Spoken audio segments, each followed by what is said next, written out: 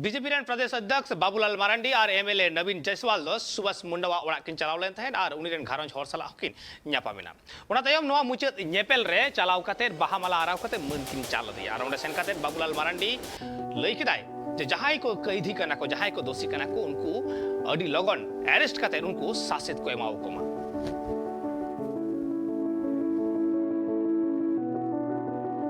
नहीं, मैंने कहा ना कि एक्शन में आने का मतलब ये होता है कि इन सारे पहलुओं पर तुरंत जांच होनी चाहिए बिना विलंब किए। जैसे हमने कहा कि अगल बगल सीसीटीवी फुटेज ये सब चीज़ भी देखना चाहिए। वो नहीं तो टेलीफोन भी किन किन लोगों से इनकी बात हुई है,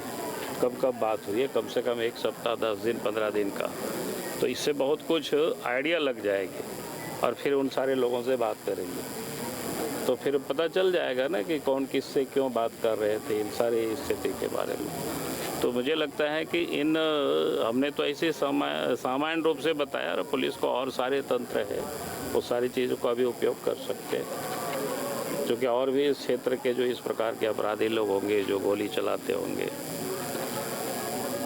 क्योंकि घुस करके मारा है तो ये पहली दफ़ा इन लोगों ने इस प्रकार की हरकत नहीं किए होंगे। निश्चित रूप से और भी कई लोगों ने किया होगा कि इतना हिम्मत ऑफिस में जा कर के कार्यालय मतलब एक प्रकार से घर में। तो हमें लगता है कि इन सारे पहलुओं पर भी जांच होनी चाहिए और जांच होगी तो ईमानदारी से मुझे पूरा विश्वास है बिल्कुल समय नहीं लगेगी, अपराधी पकड़े जाएंगे। कि दिन दहाड़े हत्या, अभी 1 हफ्ता पहले यहाँ पर एक कमरूल जी हैं उनके ऊपर गोलीबारी, और कल शाम में सुभाष मुंडा जो युवा नेता थे और बहुत ही सरल और हमारे छोटे भाई के जैसे थे और बहुत सुलझे हुए नेता थे, और उनके कार्यालय में शाम में घुस करके लगातार इतनी गोलियों की बरसात कर देना। और आप सब जानते हैं कि दलादिली चौक कल बाजार का भी दिन था और भीड़ भाड़ से भरा हुआ क्षेत्र था, और अपराधी बेखौफ उनके कार्यालय में घुस करके घटना को अंजाम दिए, और पुलिस प्रशासन की निष्क्रियता के कारण ऐसी घटना लगातार हो रही है। हम लोग आए दिन देख रहे हैं कि थाना, चाहे रातू थाना हो, नगड़ी थाना हो, ये कहाँ बाउंड्री हो रहा है, कौन बाउंड्री करा रहा है, उस दिशा में ज़्यादा उनकी दिलचस्पी है।